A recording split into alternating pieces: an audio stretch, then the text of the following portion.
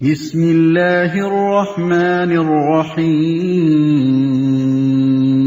اللہ کے نام سے جو رحمان اور رحیم ہے۔ اسلام جو تہذیب انسان کو سکھاتا ہے اس کے قواعد میں سے قاعدہ یہ بھی ہے کہ وہ اپنے ہر کام کی ابتدا خدا کے نام سے کرے۔ اس قاعدے کی پابندی اگر شعور اور خلوص کے ساتھ کی جائے تو اس سے لازماً 3 فائدے حاصل ہوں گے۔ ایک یہ کہ آدمی بہت سے برے کاموں سے بچ جائے گا، کیونکہ خدا کا نام لینے کی عادت اسے ہر کام شروع کرتے وقت یہ سوچنے پر مجبور کر دے گی کہ کیا واقعی میں اس کام پر خدا کا نام لینے میں بجانب ہوں۔ دوسرے یہ کہ جائز اور صحیح اور نیک کاموں کی ابتدا کرتے ہوئے خدا کا نام لینے سے آدمی کی ذہنیت بالکل ٹھیک سمت اختیار کر لے گی اور وہ ہمیشہ صحیح ترین نقطے سے اپنی حرکت کا آغاز کرے گا۔ تیسرا اور سب سے بڑا فائدہ یہ ہے کہ جب وہ خدا کے نام سے اپنا کام شروع کرے گا تو خدا کی تائید اور توفیق اس کے شامل حال ہوگی، اس کی صحیح میں برکت ڈالی جائے گی اور شیطان کی فساد انگیزیوں سے اس کو بچایا جائے گا۔ خدا کا طریقہ یہ ہے کہ جب بندہ اس کی طرف توجہ کرتا ہے تو وہ بھی بندے کی طرف توجہ فرماتا ہے۔ الحمد للہ رب العالمین، تعریف اللہ ہی کے لیے ہے جو تمام کائنات کا رب ہے۔ تعریف اللہ ہی کے لیے ہے۔ جیسا کہ ہم دیباچے میں بیان کر چکے ہیں، سورہ فاتحہ اصل میں تو ایک دعا ہے، لیکن دعا کی ابتدا اس ہستی کی تعریف سے کی جا رہی ہے جس سے ہم دعا مانگنا چاہتے ہیں۔ یہ گویا اس امر کی تعلیم ہے کہ دعا جب مانگو تو مہذب طریقے سے مانگو۔ یہ کوئی تہذیب نہیں ہے کہ منہ کھولتے ہی جھٹ اپنا مطلب پیش کر دیا۔ تہذیب کا تقاضا یہ ہے کہ جس سے دعا کر رہے ہو پہلے اس کی خوبی کا، اس کے احسانات اور اس کے مرتبے کا اعتراف کرو۔ تعریف ہم جس کی بھی کرتے ہیں 2 وجوہ سے کیا کرتے ہیں۔ ایک یہ کہ وہ بجائے خود حسن و خوبی اور کمال رکھتا ہو، قطع نظر اس سے کہ ہم پر اس کے ان فضائل کا کیا اثر ہے۔ دوسرے یہ کہ وہ ہمارا محسن ہو اور ہم اعتراف نعمت کے جذبے سے سرشار ہو کر اس کی خوبیاں بیان کریں۔ اللہ تعالیٰ کی تعریف ان دونوں حیثیتوں سے ہے۔ یہ ہماری قدر شناسی کا تقاضا بھی ہے اور احسان شناسی کا بھی کہ ہم اس کی تعریف میں رد اللسان ہوں۔ اور بات صرف اتنی ہی نہیں ہے کہ تعریف اللہ کے لیے ہے، بلکہ صحیح یہ ہے کہ تعریف اللہ ہی کے لیے ہے۔ یہ بات کہہ کر ایک بڑی حقیقت پر سے پردہ اٹھایا گیا ہے، اور وہ حقیقت ایسی ہے جس کی پہلی ہی ضرب سے مخلوق پرستی کی جڑ کٹ جاتی ہے۔ دنیا میں جہاں جس چیز اور جس شکل میں بھی کوئی حسن، کوئی خوبی، کوئی کمال ہے، اس کا سرچشمہ اللہ ہی کی ذات ہے۔ کسی انسان، کسی فرشتے، کسی دیوتا، کسی سیارے، غرض کسی مخلوق کا کمال بھی ذاتی نہیں ہے بلکہ اللہ کا عطیہ ہے۔ پس اگر کوئی اس کا مستحق ہے کہ ہم اس کے گرویدہ اور پرستار، احسان مند اور شکر گزار، نیاز مند اور خدمتگار بنیں تو وہ خالق کمال ہے، نہ کہ صاحب کمال، جو تمام کائنات کا رب ہے۔ رب کا لفظ عربی زبان میں 3 معنوں میں بولا جاتا ہے۔ 1 مالک اور آقا، 2 مربی پرورش کرنے والا، خبرگیری اور نگہبانی کرنے والا، 3 فرمانروا، حاکم، مدبر اور منتظم۔ اللہ تعالیٰ ان سب معنوں میں کائنات کا رب ہے۔ الرحمن الرحیم،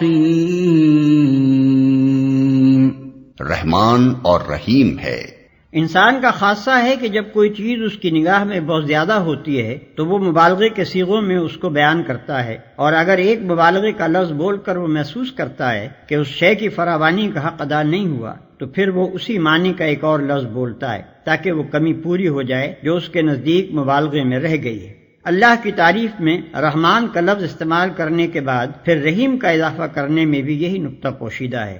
رحمان عربی زبان میں بڑے مبالغے کا صیغہ ہے، لیکن خدا کی رحمت اور مہربانی اپنی مخلوق پر اتنی زیادہ ہے، اس قدر وسیع ہے، ایسی بے حد و حساب ہے کہ اس کے بیان میں بڑے سے بڑا مبالغے کا لفظ بول کر بھی جی نہیں بھرتا۔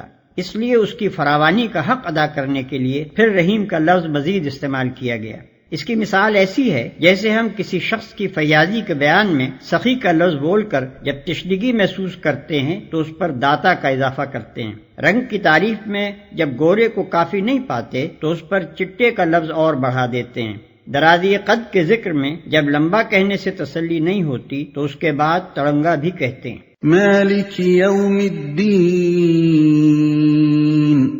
روز جزا کا مالک ہے، یعنی اس دن کا مالک جبکہ تمام اگلی پچھلی نسلوں کو جمع کر کے ان کے کارنامہ زندگی کا حساب لیا جائے گا اور ہر انسان کو اس کے عمل کا پورا صلہ یا بدلہ مل جائے گا۔ اللہ کی تعریف میں رحمان اور رحیم کہنے کے بعد مالک روز جزا کہنے سے یہ بات نکلتی ہے کہ وہ نرا مہربان ہی نہیں ہے بلکہ منصف بھی ہے، اور منصف بھی ایسا با اختیار منصف کہ آخری فیصلے کے روز وہی پورے اقتدار کا مالک ہوگا، نہ اس کی سزا میں کوئی مزاحم ہو سکے گا اور نہ جزا میں مانے۔ لہذا ہم اس کی ربوبیت اور رحمت کی بنا پر اس سے محبت ہی نہیں کرتے بلکہ اس کے انصاف کی بنا پر اس سے ڈرتے بھی ہیں، اور یہ احساس بھی رکھتے ہیں کہ ہمارے انجام کی بھلائی اور برائی بالکلیہ اسی کے اختیار میں ہے۔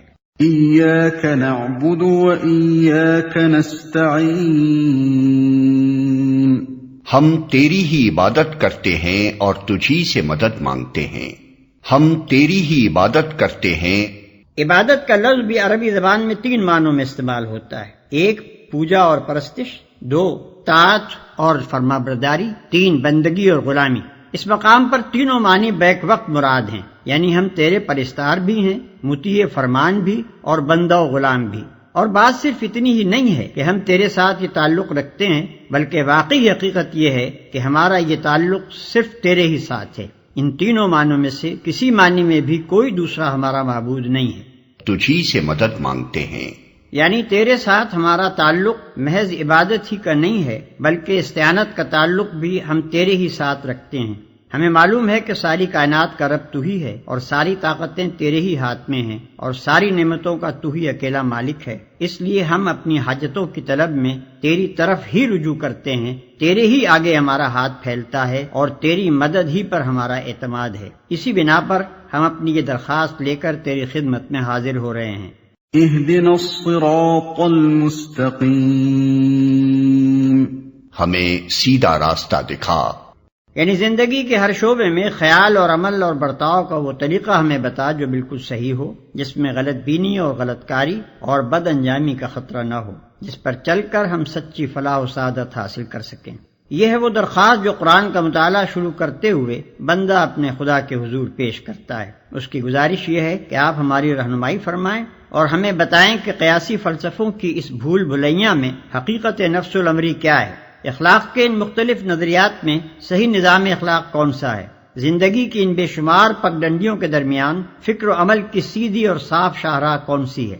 صراط الذين أنعمت عليهم غير المغضوب عليهم ولا الضالين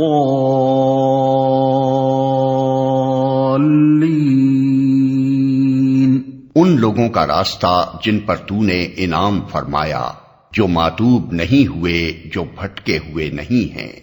ان لوگوں کا راستہ جن پر تو نے انعام فرمایا۔ یہ اس سیدھے راستے کی تعریف ہے جس کا علم ہم اللہ تعالیٰ سے مانگ رہے ہیں، یعنی وہ راستہ جس پر ہمیشہ سے تیرے منظور نظر لوگ چلتے رہے ہیں، وہ بے خطا راستہ کہ قدیم ترین زمانے سے آج تک جو شخص اور جو گروہ بھی اس راہ پر چلا وہ تیرے انعامات کا مستحق ہوا اور تیری نعمتوں سے مالا مال ہو کر رہا۔ جو ماتوب نہیں ہوئے، جو بھٹکے ہوئے نہیں ہیں۔